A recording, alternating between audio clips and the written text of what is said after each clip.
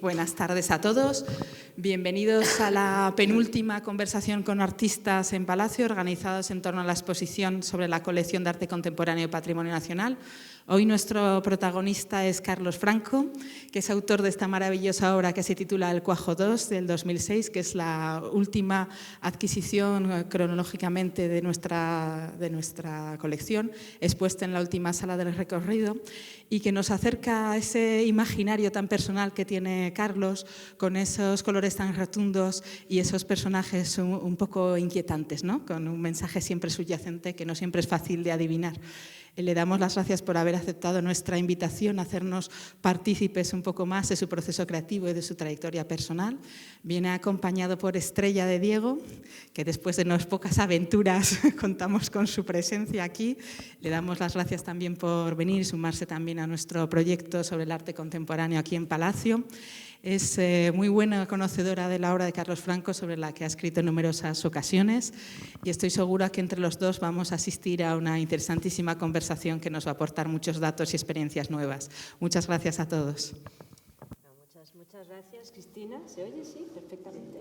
Bueno, muchísimas gracias, Cristina, por tu amable presentación. Empiezo hablando yo, enseguida voy a dar la palabra a Carlos, que es el protagonista, efectivamente. Muchísimas gracias, naturalmente, a Patrimonio y, sobre todo, también por este tipo de iniciativas, bueno, y a José Luis Díez, naturalmente, en especial, por este tipo de iniciativas, porque creo que está muy bien, porque todos son colecciones reales, finalmente, no solo el arte clásico, que cuando uno piensa en el Palacio Real siempre piensa en arte clásico. Entonces, me parece muy bien esta iniciativa también de mostrar lo que forma parte de la colección y, más concretamente, demostrar a Carlos Franco que no necesita, efectivamente, yo creo que presentación de ningún tipo, pero cuando Carlos y yo nos reunimos para hablar un poco, ver cómo lo organizábamos esta conversación, pues empezamos casi a retrotraernos a nuestra juventud, básicamente, ¿no? Y no hace falta que yo ahora recuerde pues, que Carlos Franco efectivamente formó parte de ese grupo que, no sé, que se llamó La Nueva Figuración madrileña, que tenía poco de madrileña porque todo el mundo venía de distintas partes, pero que yo creo que fue un momento muy fascinante, sobre todo en la pintura de España, en España o en el Estado español. Entonces, en ese momento, realmente el Estado español empezaba a revisarse, digamos, lo que había sido todo ese gran proyecto pictórico y formalista, y entonces una serie de jóvenes, entonces muy jóvenes, y ahora todos ya somos algo menos jóvenes, básicamente, de pintores que sobre todo estaban apoyados por un hombre de la crítica muy importante, que fue Ángel González, al cual también recordamos el otro día y volvemos a recordar en esta sesión hoy. Entonces, a lo mejor, Carlos, tenemos varias cosas de las que a mí me gustaría hablar. Creo que va a ser muy interesante volver a recorrer algunos de los temas de Carlos, que efectivamente en su pintura, pues él decía, bueno, sí hay temas recurrentes, evidentemente, pero yo creo que en la biografía de todos uno siempre está pensando sobre la misma cosa, ¿no, Carlos? Y a lo mejor este es un buen punto de partida, el cuadro que está en la colección y en la exposición, pues para que volvamos a pensar en lo que tú quieras, pero bueno, de dónde viene y hacia dónde va, ¿no? Sí, pues muy bien.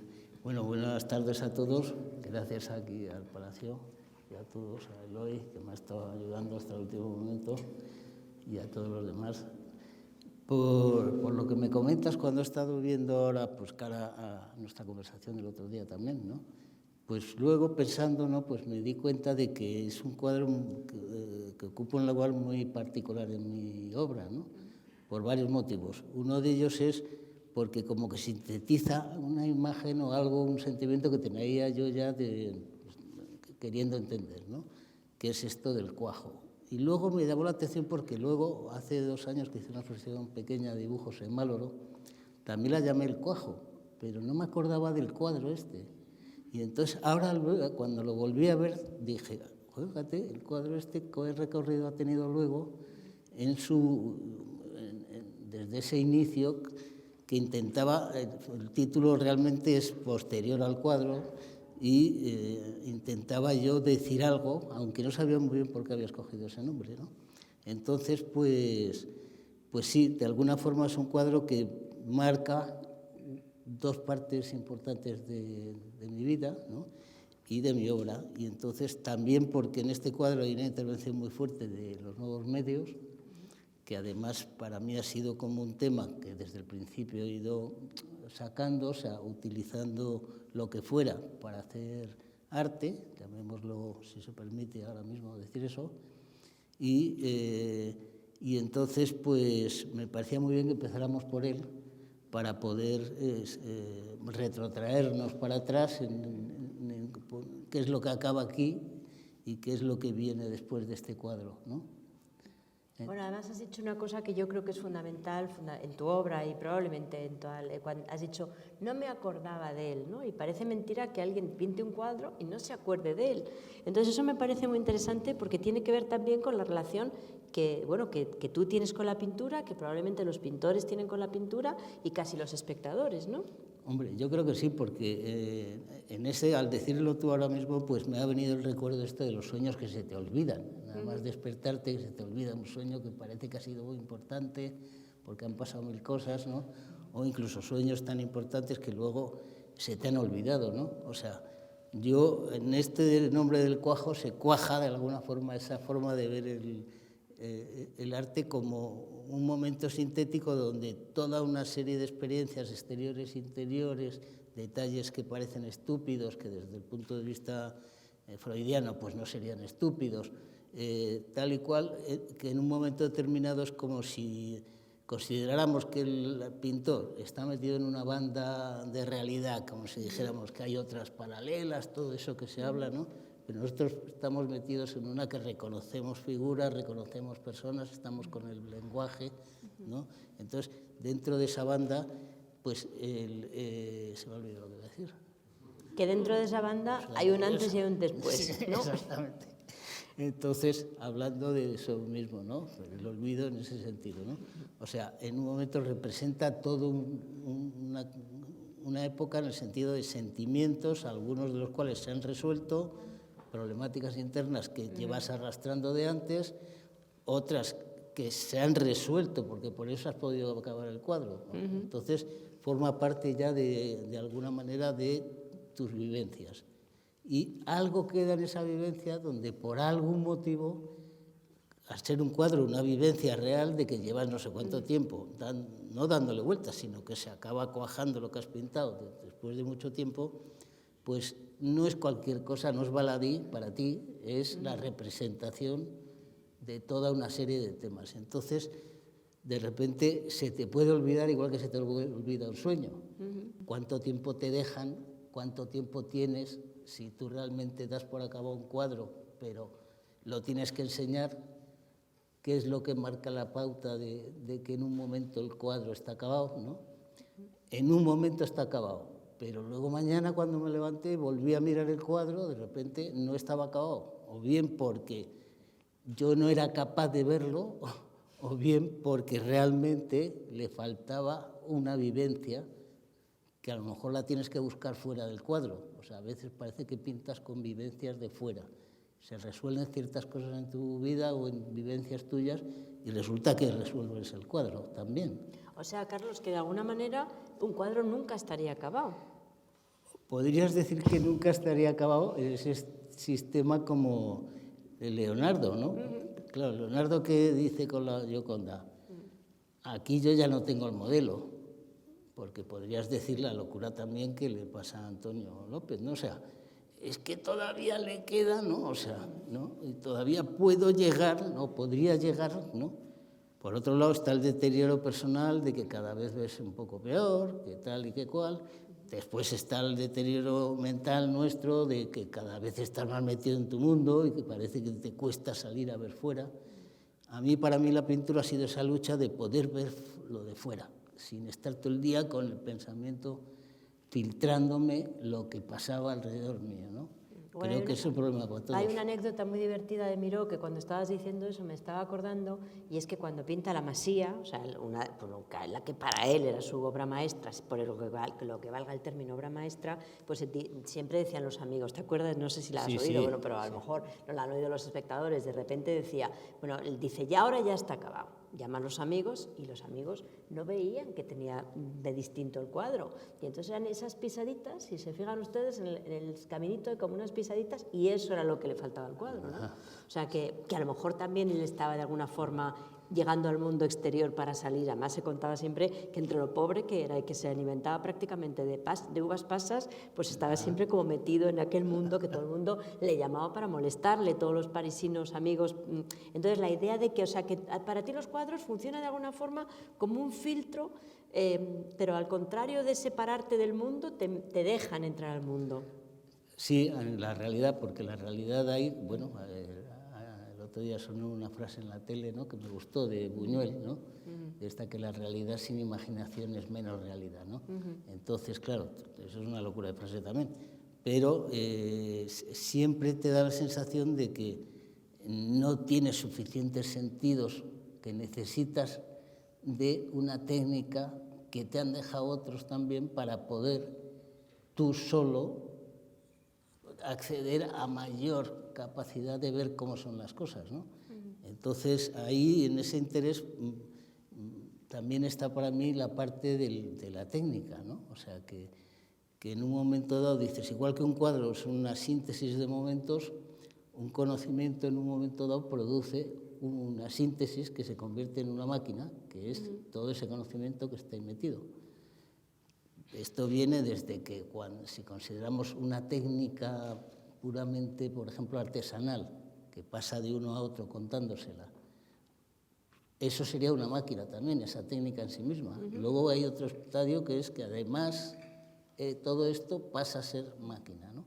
Lo cual quiere decir que necesitas, o que por lo menos te piden el mundo alrededor para poder comunicarte con él, que estés en contacto con posibilidades que han hecho otros y que tú estás necesitando usar de ellas para describir al máximo o para poder entrar en la realidad al máximo, ¿no?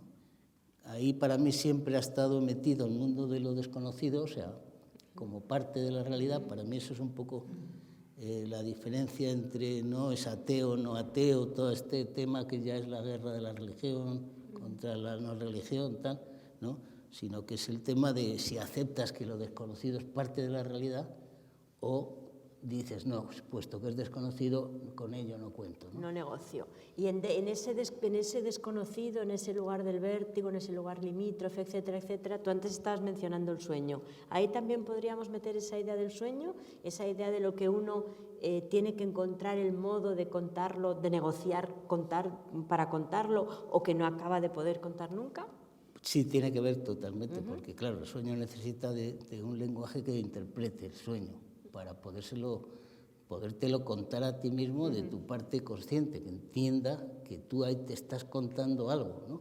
Entonces, yo creo que todo el mundo hace eso, no solo en los sueños, sino incluso los científicos más sesudos, como el propio Freud en un momento dado, que aceptaba los sueños, que descubre todo esto, que tal, parece que pierde de vista el hecho de que yo desde fuera le estoy mirando y estoy viendo sus intenciones inconscientes también, o sea, que también hay ahí, en todo es imposible que en cualquier conocimiento no metas al sujeto que lo está experimentando.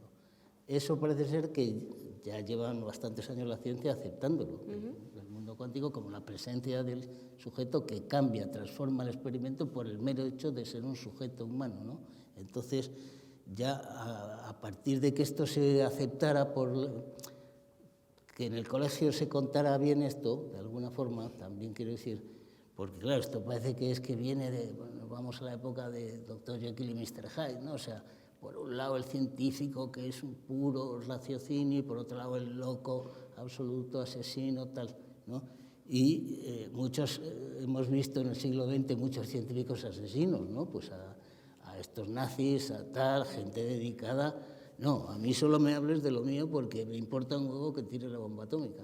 O sea, de hecho, es después no de la guerra, sino de cuando empiezan a hacer los experimentos en las islas del Pacífico con nuevas bombas atómicas y en Estados Unidos también en el desierto, cuando se reúnen estos, cuando se empiezan a tirar de los pelos los intelectuales y se reúnen Einstein con Freud tal y cual, y Jung, toda esta gente, y deciden que la cultura es lo único que puede pacificar a la gente. Sí, no, hay un texto muy interesante de Freud en plena Primera Guerra Mundial, básicamente, y entonces en el cual escribe precisamente, bueno, pues habla de cómo por mucho que el mundo se acabe, etcétera, etcétera, no se acabarán los logros de los hombres, o sea, porque reflexiona evidentemente el que está viviendo la barbarie, pues entonces está la primera barbarie europea, pues está reflexionando sobre eso. ¿Y cómo se articula eso de los sueños, Carlos? Porque me imagino que tú eres un artista muy lector, eso está claro, y luego hablaremos también, porque tú eres muy lector, y no, o sea, quiere decir que tú tienes que llevar a la mano, porque también eres un pintor muy pintor, y valga la redundancia, ¿no? O sea, te gusta mucho la materia, trabajas mucho con la forma, etcétera, pero entonces, ¿cómo de alguna forma cohabitan, por una parte, esa pintura muy pintura, y por otra parte, que tú eres un lector, y evidentemente todas esas lecturas acaban apareciendo en tus cuadros? Hombre, para mí esas lecturas tienen como dos partes, ¿no? Por un lado también la parte misteriosa de que alguien te presta un libro, o que has encontrado un libro, o que alguien te ha hablado de un libro, o que has entrado en la tienda y te ha llamado a la tienda, ¿no? Puesto que yo no soy un lector sistemático, ni soy capaz, quiero decir, que en el sentido de que para mí también la elección de pintar era, yo claramente no puedo hacer un tipo de actividad en mi vida de cierta manera, y la única que puede aguantarme un poco, puesto que se ha abierto el significado y ya no hay un academicismo brutal y tal y cual, es siendo pintor. O sea, yo cuando empecé a pintar era porque me parecía que era lo que por donde yo me podía meter para no volverme del todo loco, porque estamos hablando de estar loco, o sea, de que, como no, ¿qué es estar loco? Pues que hagas lo que no hacen los demás, aparte de que luego te pases en tus límites, pero en general hoy en día ya no se acepta la idea de estar loco, es un asunto obsoleto, son subjetividades alternativas, ya no se acepta la idea de estar loco, es muy antiguo, o sea, eso ya no lo aceptamos. Pero te meten en la cárcel y tal igual, o sea, es decir que hay unas normas, ¿no? Sí, pero fíjate, ¿qué son las normas? Lo que marca, o sea, ¿qué es lo normal? Pues lo normal también cambia mucho de un lugar a otro, ¿no? Claro. Depende de los marcos de referencia. A no ser que estemos hablando o sea, aceptando que todas esas normas, cosa que sería monstruoso, o sea, quiero decir que daría pie al pensamiento dictatorial total, pero también podría verse de otra manera, o sea, viéndose de otra manera, dar pie a la libertad. Entonces, que es que desde siempre, o sea, hay una serie de cosas que están pasando desde las relaciones entre átomos, luego entre moléculas, luego entre células, y tú eres una puta parte, con perdón, del final de una cadena que ya está funcionando muchas cosas de cierta manera, ¿no? Ahí la trampa es que te intenten decir que también una normativa de ayer es parte natural de eso, porque eso está por demostrar. Entonces, de hecho, si no cuaja, y nunca mejor lo he dicho, es porque no es así, ¿no? Entonces, yo veo que estar loco es importante, porque yo en un momento determinado no es la idea romántica del loco, por ejemplo, ¿no? De, ay, qué bien, ¿no? Hombre, yo con quien mejor me compenetraba era cuando leía los diarios de Van Gogh y tal, de jovencillo, porque yo decía, yo estoy como o sea, me veía, o sea, que pero yo no estaba. Son subjetividades alternativas, sí, de verdad. Completamente, no, pero había una cosa, por ejemplo, que me pasó en una época que me daban ganas de hacer locuras por la calle, ¿no? ¿Locuras qué quiere decir? O sea, locuras. Y yo las hacía, ¿eh? Sí, yo también las podía. Pero cuando me entraba, quiere decir que en un momento dado casi de rozar la locura en el plan patológico, ¿no? O sea, después de una época así heavy de experiencias con sustancias y tal, o sea, que veías que se te iba el alma del cuerpo, que de repente, joder, ¿no? O sea, te daba un susto. Y entonces yo dije, pues me voy a hacer el loco, porque eso sí me lo dejarán hacer, ¿no? Y efectivamente, cuando me entraban esas cosas, como que se me llevaba el alma, de repente, pues, por ejemplo, pues me ponía a ir por la calle haciendo el loco. Entonces la gente decía, mira, joder, ese está como una chota, ¿no? O sea, que era como una especie de autoprotección. Exacto, o sea, pero según la definición aceptada por los demás, ya me podían colocar en un sitio. podía ser peligroso o no, pero ya veían que era un loco, pero entonces era como una forma de entrar en sociedad porque tú respondías, actuabas como si estuvieras loco según los tebeos, según las novelas, según las películas. Buena estrategia. ¿No? Y efectivamente, o hacerte el gamberro, por ejemplo, ¿no? Entonces todo el mundo dice, joder, ese es un gamberro. O sea, como que ahí hay un punto que te defendía. A mí me defendía de mí mismo también de no pasar a mayores. O sea, yo ya me quedaba ahí, ¿no? Y entonces, pero... ¿Y esa es la época en la que empiezas a pintar, Carlos? Porque hemos dicho aquí llegamos y continuamos, ¿no? Sí. Es una especie de nudo, de alguna forma, donde algo que estaba ahí se cuaja y donde se cuaja lo que luego va a venir. Sí, yo ahí... ¿Esa época en la que te hacías el loco era cuando empezabas a pintar? No, esa vino más tarde, pero, o sea, pero sí que en la época que yo empezaba a pintar, pintar me demostraba como que había una extraña... O sea, yo me ponía a hacer un cuadro, empecé siendo pintor abstracto, porque si no, yo creo que no hubiera tenido valor, porque yo sí que iba mucho al Museo del Prado de pequeño, me gustaba mucho, admiraba mucho a los artistas, y entonces yo decía, yo no podré, porque yo no podré, ¿no? O sea, yo tenía eso encima de la cabeza, que yo no iba a poder. Hasta que empecé a tener contacto pues, con Javier Utráez, mi primo, mi hermano, que él le encantaba el arte y luego además le encantaba, ya empezaba a tener buenos libros gordos que empezaron a salir en esa época de arte abstracto americano, pues venían aquí con 2 o 3 años de diferencia y empecé a saber de la abstracción española, entonces yo me puse a pintar tipo Pollock, o sea, lo más inconsciente y lo más que entonces yo, ante mi sorpresa, había esa cosa de no está acabado el cuadro, o sea, de repente yo veía que había un momento donde algo me indicaba un equilibrio, un tal, ¿no? Sin tener que ser un tema académico de la Escuela de Bellas Artes del momento aquel, ¿no? Sino que era de repente una sensación. Entonces yo ya, usando pues nada más que el color, empezaba a poder organizar algo que yo veía que tenía un significado aunque yo no lo supiera, ¿no? Porque yo lo sentía claramente que ahí había contado algo, aunque no se pudiera definir. Por otro lado, dibujaba mucho, porque me encantaba dibujar, porque me centraba. Entonces, contra la locura era eso, ¿no? O sea, algo que te concentre, algo que te centre en algo, ¿no?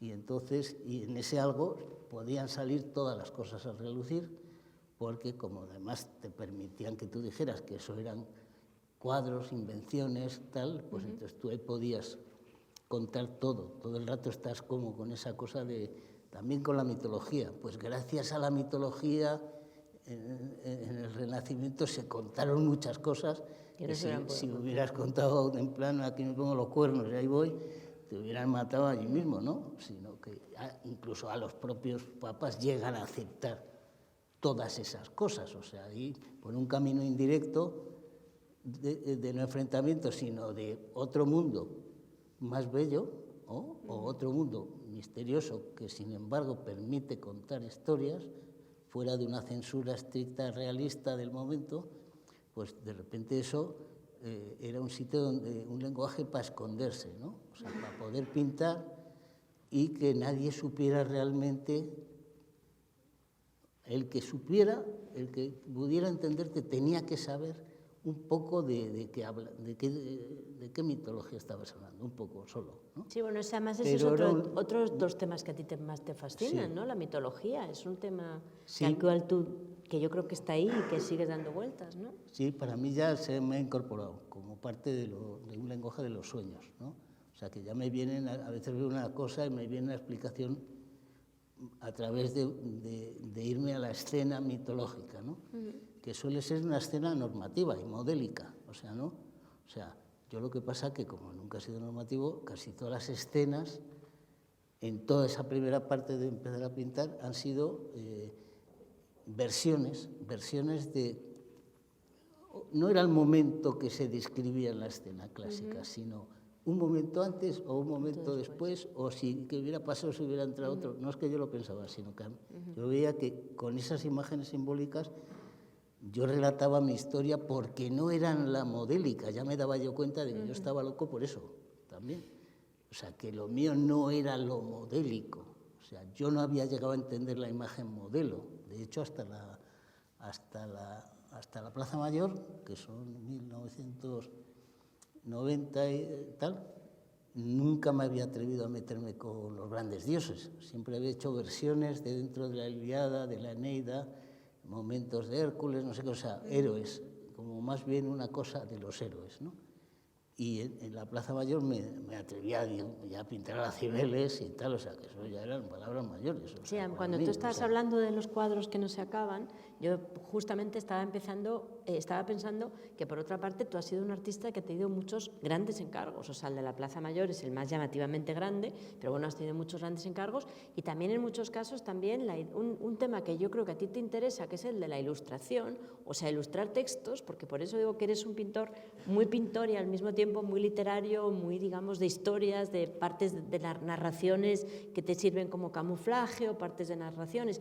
Entonces, esa idea de los encargos y el no acabarlo, claro, eso es muy interesante, ¿no? Sí, claro, ahí fue un agobio de decirte, usted tiene que tener lo que ha acabado para tal día, ¿no? Entonces, ahí pues para mí fue como acudir a los clásicos, pero como quien viene pidiendo ayuda, ¿no? Porque dice, joder, aquí tengo que tener un sistema que ordene que vamos a estar 8 personas, 8 pintores, además, todos pintores buenos, conocidos, jóvenes, menos jóvenes, que yo conocía y que a través de otros amigos conocía, y yo tengo que tener, yo soy el responsable de todo, no puedo decir.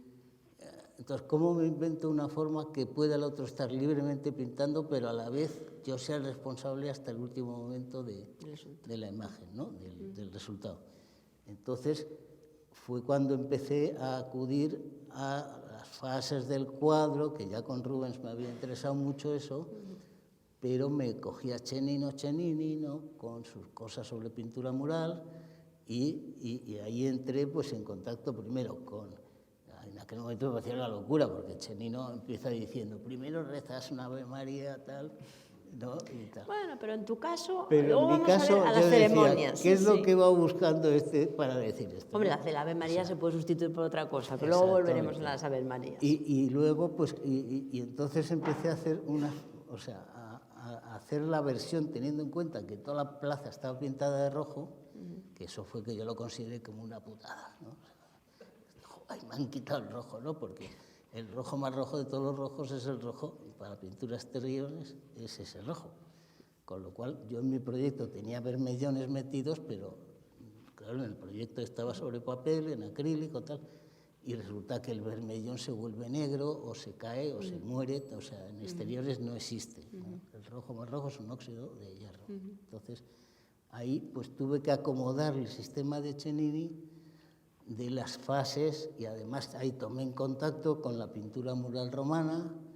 Ahí me acordé estupefacto de Altamira, porque cuando estuve en Altamira, ya de pequeño, luego otra vez que estuve, pues ya me encontré, claro, luego dije, coño, si es que es aquí, ocre, la piedra es ocre, y ya empiezan con los rojos estos, sangre, un poco de óxidos, con el negro, o sea, los 4 colores ahí están ya planteados y en las capas prácticamente, que luego la pintura romana y luego la medieval y todo esto vuelven a repetir el sistema, como si dijeras, no, es que lo hemos probado 1000 veces y lo mejor es hacer esto primero, esto después, ¿Eso sería una norma natural? Pues sí, eso sí sería una norma natural, enfocada a conseguir un efecto determinado, ¿no? Porque le dan vueltas desde hace miles de años, y vuelta que te doy y vuelta que vuelvo a encontrarte, si quiero conseguir ciertas cosas, ¿no? Entonces, funcionó efectivamente. Lo único que yo no pedía era que se hiciera exclusivamente de una manera, sino con la manera de los clásicos, que era grandes capas transparentes e ir sumando capas, ¿no? De hecho, hubo un artista que me dijo, joder, pues si esto yo lo resuelvo de otra manera. Y yo le dije, pues hazlo. Y hubo que repetir esa imagen, porque de repente ya en la propia pincelada entraba la subjetividad suya de una manera que cambiaba todo lo demás, que era lo que a mí me preocupaba, que si había un solo paño al cual que tuvieras que dedicarle 2 meses, ya no acabábamos la obra. ¿Cuánto duró la obra, Carlos? En efecto, en concreto, de tiempo de trabajo fueron 6 meses, 7 meses. Que fue bastante récord, sí. Durante 3 años, por todos los líos, porque para mí fue muy importante, encargo, pero encargo además, encargo porque gané un concurso, no porque tal. O sea, ahí se hubo un concurso, por suerte gané yo. ¿Por qué? Pues porque había también en ese momento una gran discusión sobre si había que considerar la panadería como parte de la obra de Villanueva, enriqueciendo a Gómez de Mora, o si había que considerarla como una obra barroca. Afortunadamente para mí, mi proyecto era totalmente barroco, o sea, estaba dentro de... Y por eso nos llamaron una serie de artistas que tocábamos el tema de la mitología, porque era un tema barroco, ¿no?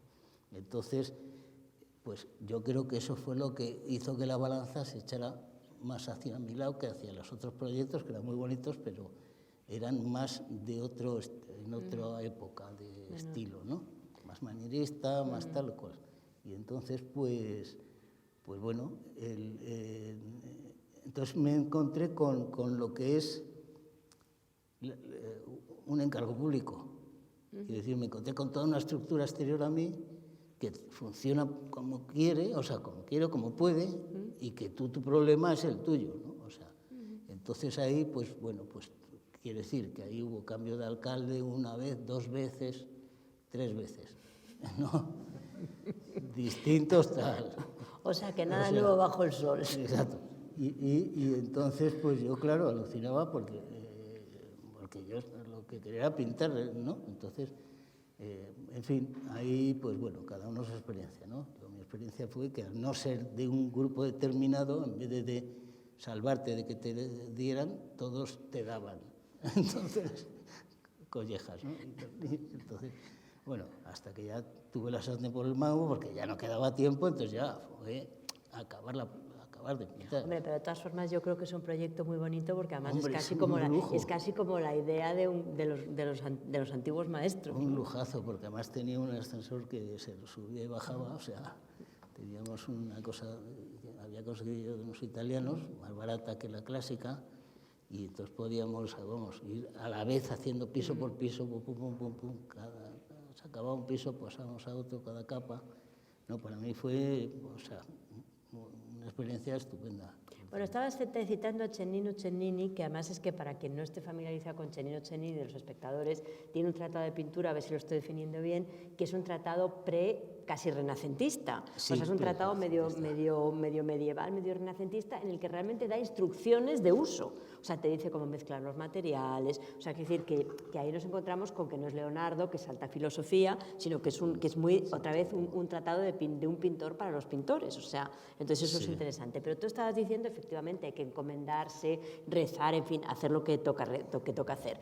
Y me parece que eso, o sea, ese ritual, ese ceremonial, yo te decía, bueno, no sé si era Ave María o no, pero tiene mucho que ver, Carlos, con el modo en que al menos hace unos años tú te organizabas para entrar, digamos, al territorio de la pintura, cómo te organizabas el terreno, sí. ¿no? No sé si sigues haciéndolo, sí, pero... tiene que ver con todo eso porque lo que yo empecé a descubrir es que por ejemplo, leía la Odisea, varias veces me la he leído, no sé cuántas, porque me encanta siempre, digamos, esos libros que no se acaban. Y me quedaba estupefacto porque no había ni un solo acto. Ya la última vez lo apunté, todas las subrayé, no hay ni un solo acto de Odiseo que antes de hacer algo, previamente no se encomiende a su diosa, a Atenea, a la sabiduría, puedes decir lo que quieras. Pero hay un acto donde tú tratas a la sabiduría como un ser a la cual te encomiendas. Entonces, hay algo como que le echas la culpa al otro o algo así. O sea, de alguna forma te quitas una cantidad de cosas y, bueno, aquí lo dejo en manos del azar o de esta fuerza que es capaz o no será capaz, pero conmigo funciona porque cuando lo hago me funciona. Entonces me di cuenta del papel del ritual en ese sentido para poder cortar con el día a día y ponerte a pintar lo más cerca posible de la que llamaríamos inspiración, es decir, de la concentración máxima. Pero claro, si venía de Madrid, porque vivo fuera, a 30 kilómetros, de hacer 20.000 cosas, yo venía con la cabeza como llena de, o sea, es que no había Dios que me parara la cabeza. Y entonces me di cuenta que haciendo un acto de esto se creaba un momento como de suspenso y entraba como una cosa de silencio, que de eso debes de llamarle como lo sagrado, porque era como que tú ibas a hacer algo, joder, muy difícil de hacer. Y entonces, en ese sentido, tú te encomendabas a una fuerza, pero poniendo por tu parte la voluntad de tener fe, que eso es otra parte de las cosas, ¿no? Eso funciona normalmente. Si además lo haces voluntariamente, tú reconoces que tiene una función. Sí, es casi una cosa mnemotécnica de alguna manera, ¿no? Tiene que ver con la memoria, es como encomendarte a la memoria, mnemosine, a las musas, todos los griegos era o musa, tal, o sea, todos, ¿no? O sea, entonces, luego ya hay cada uno que se las apañe, ¿no? Pero en ese momento fue un momento también que empecé yo a tomar contacto con las religiones afrocubanas, ¿no? Eso te iba a decir, sí. un país que yo creo que ha sido muy importante para ti, que es Brasil, y lo que todo ese tipo de ritual puede tener que ver en tus propios rituales, ¿no? Cómo pasó la Ave María de Cennini a ser otro tipo de ritual más, también sagrado, sí, pero digamos más profano, ¿no? Sí, yo miré en el diccionario lo que quería decir sagrado, entonces pone que la acepción más antigua que se conoce en castellano quiere decir algo muy difícil de hacer, cosa que me quedé nota, ¿no? Entonces ya entiendes que ahí están los héroes, son los que son capaces de meterse en algo muy difícil de hacer. ¿Qué es lo más difícil de hacer? Ponerte en contacto con los desconocidos, no hay más difícil. Y entonces, bueno, ahí también, perdona que te interrumpa un momento, hay también los locos, en el mundo griego, claro, tú sabes que eran los privilegiados también, porque en esa zona de oscuridad era donde uno contactaba por eso con los grandes, digamos, con las grandes fuerzas inspiradoras, ¿no? Sí, que ahí incluso muchos de ellos eran ciegos, ¿no? O sea, cosa de, sí, ¿no? Sí. Luego también los pieles rojas pues tienen ese mismo trato con los locos, con los homosexuales, o sea, los aceptan en la sociedad como una parte necesaria de ella, puesto que existen, y entonces saben que están en otro límite, que son capaces de ver cosas que el ser normal de la tribu no ve, porque no está en esa parte, ¿no?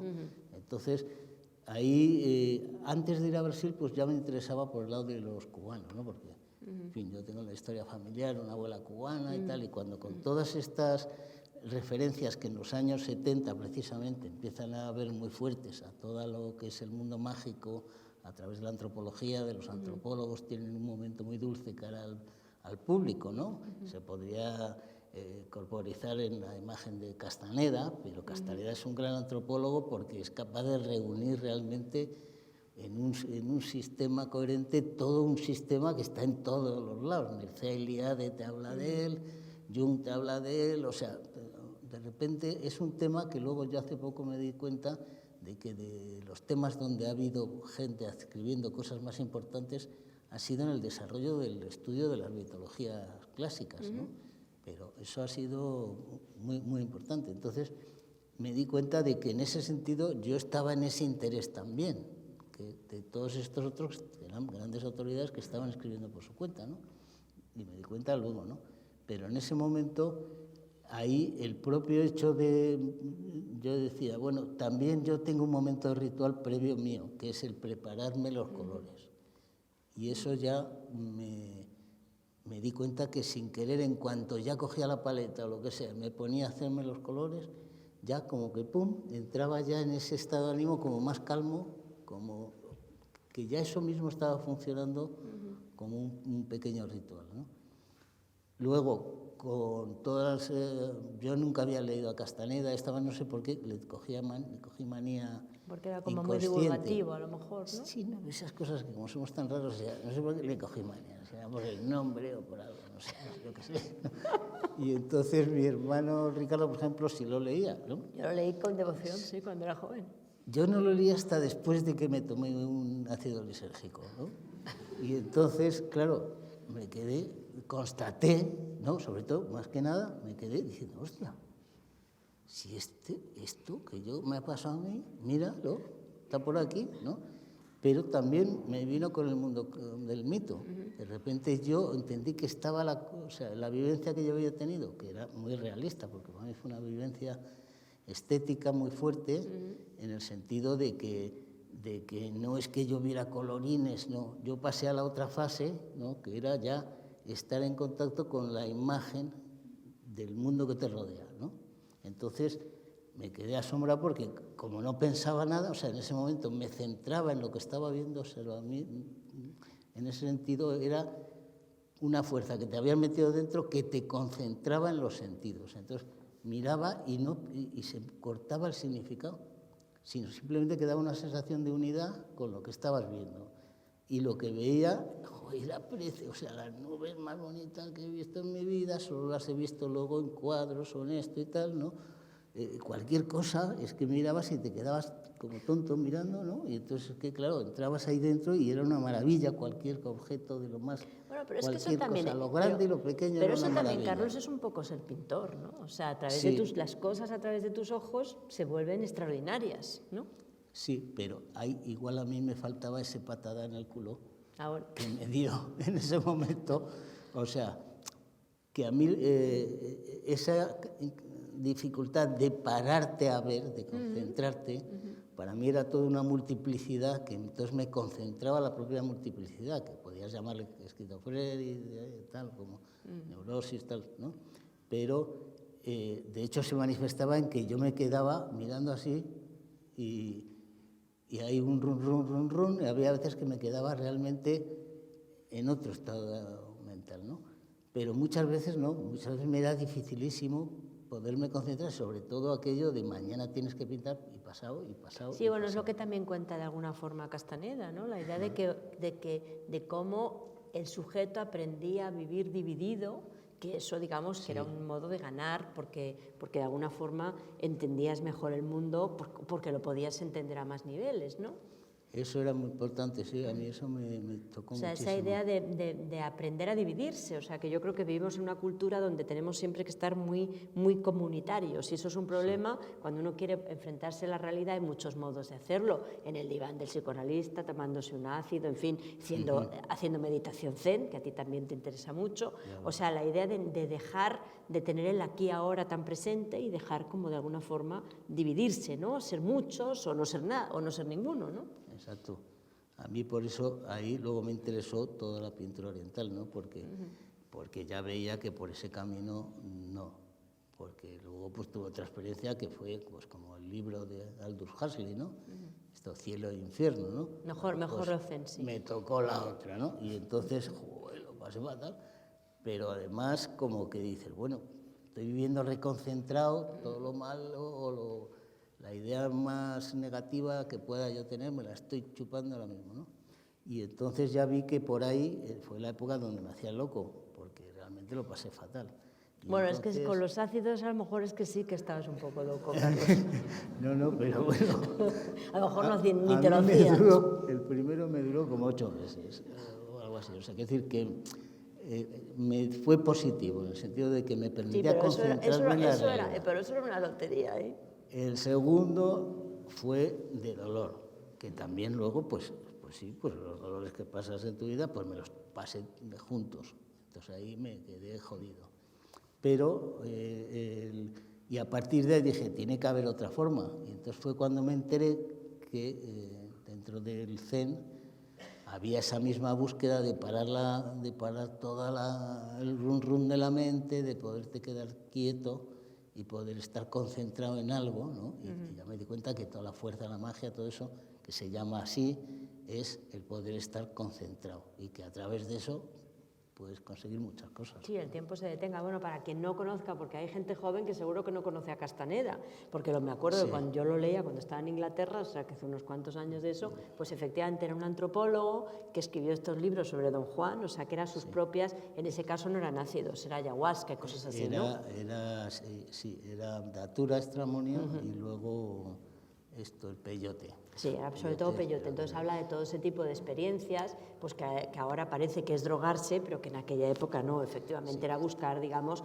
todo ese significado ulterior, ese ser dividido, etcétera, que de hecho la antipsiquiatría, Laing entre otros, estaba muy de moda, era la idea de estar buscando de alguna manera otras formas de mirar, ¿no? Y entonces no era parirse de bacalao, sino que era, digamos, para un tipo de introspección, pues un uso de la droga distinto del que a lo mejor se hace en algunos casos, ¿no? O sea, no era ni para ser más productivo, sino simplemente como para un conocimiento mejor, o mejor dicho, para resquebrajar ese sujeto que en ese momento pues seguía como ahora, muy metido en sí mismo, podríamos decir, ¿no? Y todo esto, Carlos, tiene que ver con la cuestión del infinito que a ti te gusta tanto. Hombre, el infinito en ese sentido que yo comentaba antes, o que he empezado a comentar, que luego me he ido por otro camino, es que en esa especie de banda de realidad que yo creo que los humanos tenemos, ¿no? Que está delimitada por los sentidos de alguna forma, entonces yo creo que el pintor está ahí metido en esa banda de realidad, ¿no? O sea, estás hablando de las cosas que pasan ahí, en esa banda. Entonces yo considero que esa banda es una banda infinita también, o sea, si hay varias realidades paralelas son infinitas. No que haya multiplicidad, aparte que sea infinita la multiplicidad. Las que se van viendo desde aquí es que hay varias y que ya están medio localizadas algunas, ¿no? Pero dijéramos que es infinito su recorrido, igual que el que tenga las estrellas o desde el Big Bang hasta donde sea, tal cual. Y entonces, para mí el cuadro en ese sentido es pues un poco la idea, por el lado de la imagen, sería las antiguas ideas de la gran serpiente que es el universo, en la cual pues tú le cortas un cacho, ¿no? Y dices, pues aquí voy a estar. Y entonces ese trocito, el cuadro, que es un trozo de infinito, realmente cuando te metes a pintar en ese plano, que ya sabes que es una urdimbre, es una cosa hecha por el ser humano con hilos, posiblemente sea la mujer la que inventó esa urdimbre, tiene la idea del laberinto en sí misma incluida, puesto que va formando todo, o sea, el laberinto no caótico, sino cómo rellenar un espacio totalmente con idas y venidas, ¿no? O sea, tiene toda una serie de metáforas que están ya en el propio lienzo, que muchas veces pues has visto obras de otra gente que abundan en decirte esto sobre el lienzo, pero es que ya está en el lienzo, ¿no? Entonces, un poco el pelo bien, esto se me ha ido. O sea, que es un poco un trabajo casi mayéutico, sacar lo que está. Claro, o sea, para mí un poco tiene de eso. O sea, que al final lo que estás haciendo es, en ese espacio acotado de infinito, estás encontrando otro infinito de otra materialidad, como si dijéramos, ¿no? También el cuajo tiene que ver con eso, porque el cuajo cuaja, o sea, es algo que hace cuajar distintas materialidades. O si dijéramos, no es una emulsión, porque la emulsión es algo que queda como más a la vista, ¿no? Es como si fuera una emulsión realmente a un nivel tan íntimo de la materia que cambia a otra cosa. Y en el cuadro yo creo que es un cuajo en ese sentido, o sea, porque de repente ya no es infinito en cuanto a cantidad, pero de repente se crean otros vectores que son los que atraviesan el cuadro, que es muy bonito. Con Ángel González hablando, me recomendó un libro que me ha gustado mucho, que se llama La mente en la caverna, Lewis. Y entonces él además tiene que ver con todo lo que hablábamos antes, sobre las distintas fases del sueño y las distintas fases de la ingesta de drogas y tal y cual, ¿no? O sea, tiene que ver con todo esto, ¿no? Y entonces él comentaba sobre Altamira, hay un caballo que sale dibujado desde dos encuentros de dos peñas, de dos protuberancias que tienen un hueco, y que ahí hay otra, sigue la cueva, y entonces salen como de dentro, ¿no? Y entonces él comentaba que a él le parecía como que el artista antiguo lo que estaba haciendo con la pintura era disolver la capa esa, no colocar pintura encima, no hacer una capa más que te impida ver, sino que realmente disolverla para sacar lo que habría de la realidad que estaría detrás de esa capa, ¿no? Y ese sentido yo creo que se da en todos los pintores y en todo el mundo. O sea, es algo como que se quiere, como al entrar en el cuadro, descubrir qué hay ahí dentro o algo así. Y ese vector interno, que podría ser luego parte de él, es la perspectiva, el punto de vista, pero son muchos vectores como que crean un mundo que tiene que ver con la forma de crearse el lugar en la mente, en la memoria. Que eso era muy bonito, que decía escritores del tema de la memoria, ¿no? Diciendo, si te imaginas simplemente un cuarto vacío, o lo recuerdas, la tendencia es que empiece a entrar gente. O sea, de repente te empieza a entrar gente, ¿no? O lo que sea. Entonces, algo pasa que eso tiene esa familiaridad, esa capacidad de enroscarte con lo humano, que el lugar mismo crea la posibilidad de que alguien entre en él, o que algo entre en él, o que algo ocurra, o que empiece un viaje. Entonces, en ese sentido, esos momentos de cuajo de color que a partir de aquí he estado desarrollando, pues resultaba que tenían esa función también, como de algo donde tú ya te metías por completo y de repente yo lo estaba desarrollando como puntos donde no pasaba nada. O sea, simplemente era el color o su potencia que estaba a lo mejor aguantando todo el peso del cuadro o de toda una parte del cuadro. O sea, tenía un sentido. Color y negro, porque yo creo que ambas cosas son para ti muy importantes, ¿no? Sí, la idea del negro. Sí, ¿Quieres que pasemos alguna?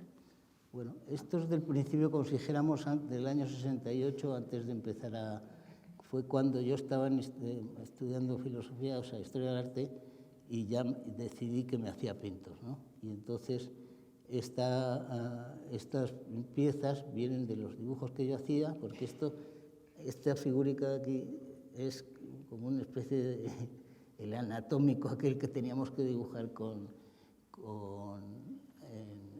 en la clase, yo estaba en el estudio Amadeo Rocac, y entonces previamente en el colegio había tenido la suerte de tener profesor a Horcajo, Ángel Horcajo, que era un profesor estupendo, nos ponía a copiar con ceras obras que a ti te gustaran, entonces me pinté como no sé cuántos autorretratos de Van Gogh, de Monet, o sea, fue una manera muy bonita de empezar con esto, ¿no? Y aquí pues fue ya después de conocer también, en ese mismo año conocí a Luis Gordillo a través de Elena Luján, que me lo presentó, aunque él estaba haciendo Los hombres Vespa, por otro lado estaba dibujando ya cosas muy informales, que ya le venían de antes, pero que fue como con el pintor español que yo me noté que tenía más que ver y que hablaba de algo que a mí me parecía como del mundo actual para mí. ¿Y el negro para ti? Vamos a volver otra vez Sí. Perdón. Entonces el negro, si empiezas a mirarlo ahí... Siempre en los cuadros, pero el negro también es muy importante, ¿no? Incluso aquí, de repente, esas partes oscuras, o sea, de repente esa parte de la izquierda es muy clave también, ¿no? Sí, porque también el negro tiene esa fuerza de recortar de alguna forma que por distintos motivos, yo ahora al volver a ver todas estas imágenes digo, hostia, y por distintos motivos ocupa un lugar que tiene algo que ver con el dorado también, o sea, con esa especie de lugar, no lugar, es como una infinitud que se abre, o sea, que recorta por el contraste y que te pide el blanco para estarle compensando, para, si quieres, en el equilibrio. Esto era muy bonito, estas teorías que tiene ese cuadro frangélico, que tiene la mitad los curas blancos dominicos, la otra mitad los otros negros, ¿no? Y está todo pensado para que haya el mismo número de negro que de blanco. Esa es como otra cosa de esas que dices, esto me quedo yo con la copla, porque esta es la tendencia del equilibrio cuando aparece el negro puro. Luego, con el tiempo, pues empecé como que a hacer negros que no eran el puro, o sea, como más naturalistas, ¿no? Más en el sentido de marrones oscuros que funcionan como negros, tal. Sí, pero oscuro, pero cuando empecé luego con el fluorescente, como también para llegar muy alto de color, muy alto cerca del blanco, de repente me pedía el negro, ¿no? Para realmente brillar con la fuerza que tiene el propio fluorescente, ¿no? Sí, no, yo creo que efectivamente en este cuadro hay muchas cosas que fueron y que serán, ¿no? O sea, que efectivamente yo creo que ahí tenéis un cuadro muy importante dentro de la trayectoria. Bueno, última cuestión, porque eso de estar en Palacio tiene sus reglas y de aquí hay que irse no muy tarde, y sobre todo porque me imagino que en un momento determinado podemos también abrir a la gente la palabra si quiere comentar algo. Pero una última cosa, muy rápida. ¿Es igual ser artista ahora que antes? Porque me estabas contando la cosa china, y la cosa china me dejó el otro día completamente fascinada. Y entonces yo estaba pensando, según tú hablabas, un poco melancólica, el encargo de la Plaza Mayor, etcétera, y entonces me catapultaba de repente a Shanghái como sin previo aviso, como si yo fuera también el Don Juan de Castaneda, ¿no? Entonces, ¿qué pasa con la cosa china y en qué han cambiado las cosas, ¿no? Desde tu punto de vista.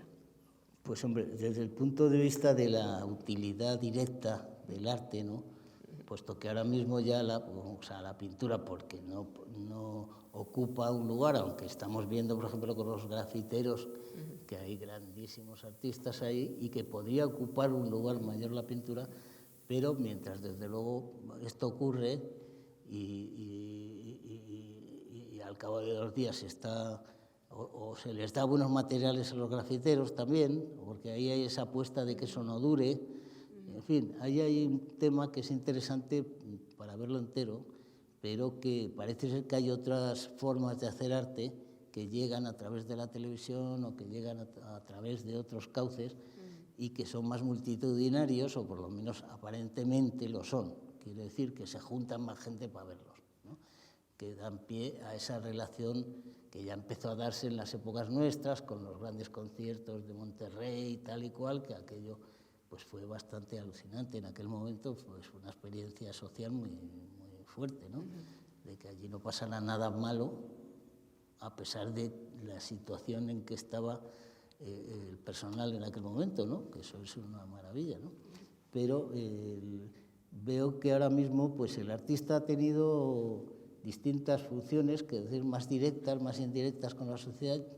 Yo creo que sigues teniendo, como es un lugar donde tú puedes, es como un campo de batalla en el sentido de un plano donde tú puedes estar preparándote tu juego militar, o sea, puedes probar cosas que ojalá se probaran más en los cuadros y menos en la realidad, porque luego hay gente que no, que, pues voy a matar a uno en mi cuadro, voy a matar a uno fuera, ¿no? Pues a ver, Además, ¿no? En las telenovelas, ¿no? O sea, que hay ahí un lenguaje que te permite probar y transgredir, te permite negar el propio lenguaje, te permite llegar a lo que no puedes llegar socialmente porque se organiza la de Dios, porque entras ya en la injusticia, entras en otras cosas que son la cohesión social de alguna forma, ¿no?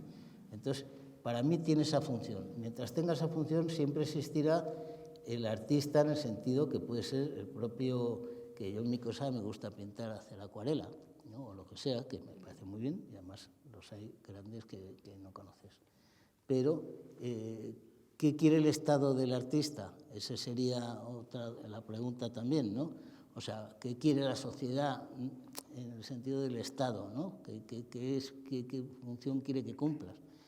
Por un lado, hemos visto que en estas elecciones de cultura no habló nadie, ni Dios. O sea, ninguna de las veces se ha hablado de cultura, ¿no? Bueno, no quería yo llevar a lo local, porque ya que no podemos ya más de ese tema. No lo local, lo digo en general. No, estoy de broma, es que ya no podemos oír más, yo ya no quiero oír más de lo que pasa, no quiero oírlo. Pero bueno, quiero decir simplemente que se pide, porque eso pasa luego a lo social. Estoy bromeando. Sí. Vamos, no estoy bromeando, hablo en serio, pero... ¿Qué te están pidiendo a todo el mundo? Que hagas una representación de la realidad lo más cierta posible, lo que pasó ayer, que pintes un cuadro que tenga que ver con lo que está pasando en tal sitio, en tal otro.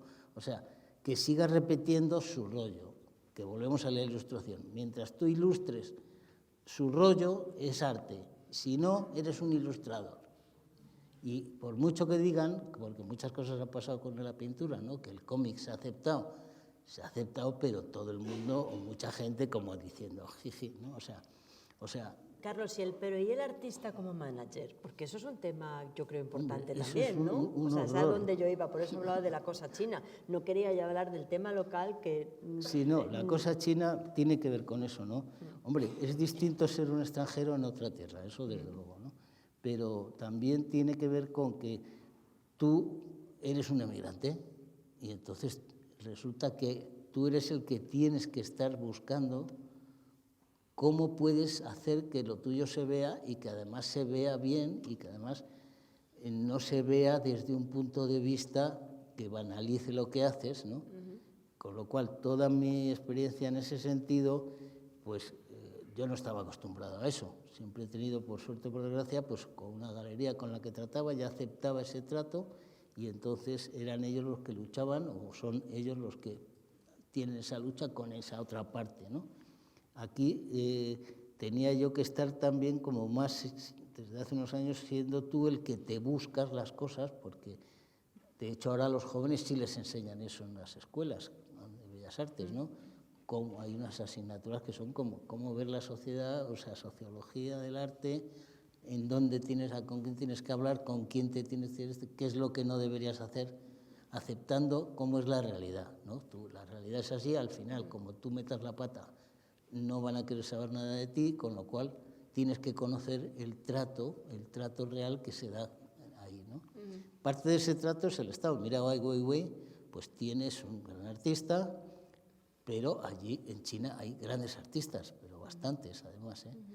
Algunos tienen que ver con lo occidental, casi todos en un momento dado tienen que dar el paso al occidental por interés propio, porque les gusta y les interesa ese desarrollo del arte, pero también porque si no, no. Entonces, porque los que manejan de alguna forma el sistema del arte es Occidente, ¿no? Igual que me pasó en México con artistas de allí, que de repente tenían una obra que era la que pintaban en México y otra obra la que exportaban fuera. La que exportaban fuera estaba siempre en desventaja. ¿Por qué? Porque ellos llegaban y exportaban algo que tenía que ver con lo de fuera. Y los de fuera llevaban haciendo eso ya desde hacía tiempo, con lo cual no se sorprendían de nada y además tampoco les emocionaba tanto. Cosa que también dicen de nosotros los españoles, ¿no?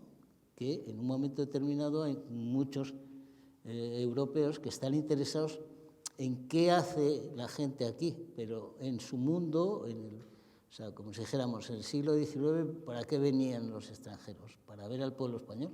A lo exótico. O sea, lo exótico, pero que para nosotros era el tío de la boina. Sí, o sea, sí. Y para ellos decían, joder, qué boina más exótica.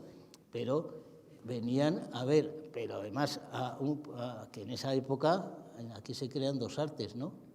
Que es el flamenco, que se organiza con reglas, con esto, por cierto, con un italiano que vive aquí en España, y el toreo, que se organiza de una manera.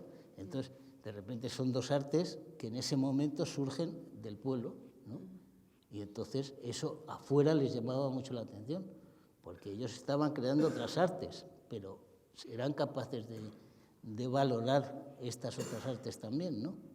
Entonces, digamos que la situación de la pintura española después de la guerra, en la época ya de mis 17 años, pues veis que había unas cuantas galerías que estaban rompiendo, Juana Mordó, tal y cual.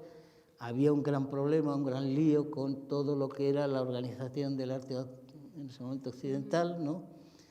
El enfrentamiento con el arte ruso, con toda la Guerra Fría, pues era también un enfrentamiento muy raro en España, porque a la vez los partidos y la gente de progresista tenían una concepción marxista más que capitalista, ¿no?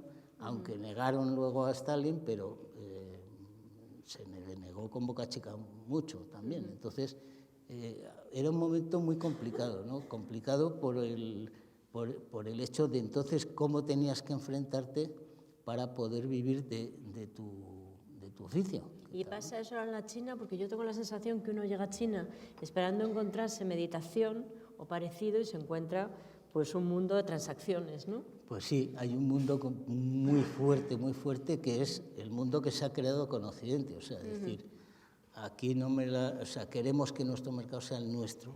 O sea, mis 1.800 millones de chinos son míos, o sea, de entrada somos nosotros, y no queremos que otra vez se repita lo que habéis estado haciendo de quedándoos con todo lo que tenemos, ¿no? Entonces, por otro lado, sí existen monasterios budistas, sí sigue existiendo el taoísmo, sí sigue existiendo el confucianismo, sí hay una red de monasterios, porque ahora se permiten, ¿no? Y hay una parte de que luego ves que dentro de los chinos, sí, ese mundo exótico que nosotros consideramos sigue siendo, o sea, hay una forma como de ser, ¿no? Determinada que nos convendría saber a los occidentales. Sin duda, sí. Que es así, no es que no es mentira. Negociadores duros, además, pero bueno. Y luego duros porque aquí nosotros somos piratas de los duros, ¿eh? O sea, los occidentales, o sea, como para cualquier cosa, ¿no? Bueno, yo creo que vamos a abrir, normalmente aceptas Sí, hombre, comentarios, yo pues encantado. entonces estamos encantados de que, bueno, Carlos está encantado si alguien quiere comentar algo o decir algo ahora que le tenemos aquí. ¿Me preguntas? Hago comentarios o no sé,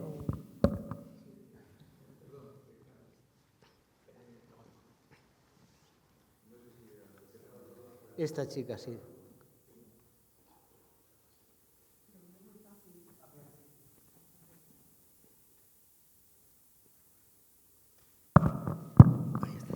Lo mío es muy fácil, es que como han pasado varias imágenes, pues me gustaría verlas, así de fácil. ¿Te gusta? ¿Os apetece una borracherica de imágenes? un pase. Porque tengo aquí un mapa. Sí, sí. ¿Las vamos sí, pasando? No, más yo he hecho el sí, PowerPoint. esta es esta primera fase del 68, ¿no?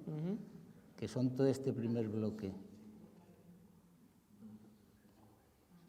Además, yo creo que después de lo que hemos hablado, tienen más sentido a lo mejor verlas ahora, ¿no?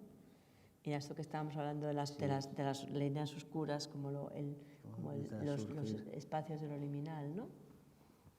A mí para cada cosa es un cuadrito, o sea, prácticamente es un collage de cuadros también. Yo creo que aquí la influencia del cómic así fue muy importante para mí, por lo menos que me encantaban los cómics de pequeño, que no se parecían a los de ahora, no es que sean peores ni mejores, eran más de risa y luego con grandísimos dibujantes, pero dentro del humor, ¿no? Pero que tienen una capacidad de diseño de la hoja y de la línea, de la expresividad de la control línea, del espacio, ¿verdad que sí? Son temas, muchos de ellos eróticos, extraños, no sé por qué. Luego tienen esa referencia como a otros artes de otros mundos, ¿no? El anterior parecía como con unas referencias mexicanas. Ahí se parece el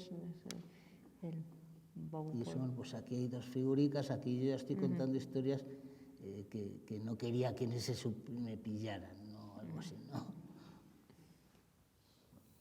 ¿Ves? Aquí aparece como que luego parece como una azteca, ¿no? Sí, se parece a una cosa... Mezclado con una cosa...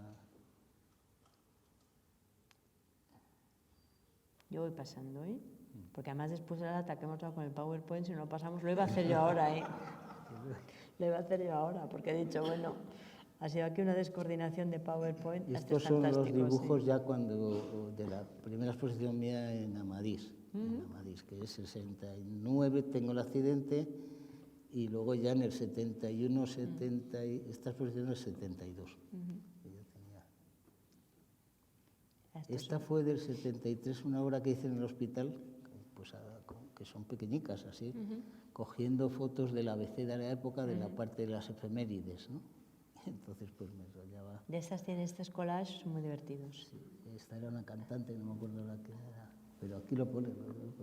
Y eso ya se nota, yo ni de cerca, hay un punto en que no veo ni de cerca ni de lejos. Esto es fantástico. Y esta era muy bonita, también me gustaba esto de tachar los textos. ¿No?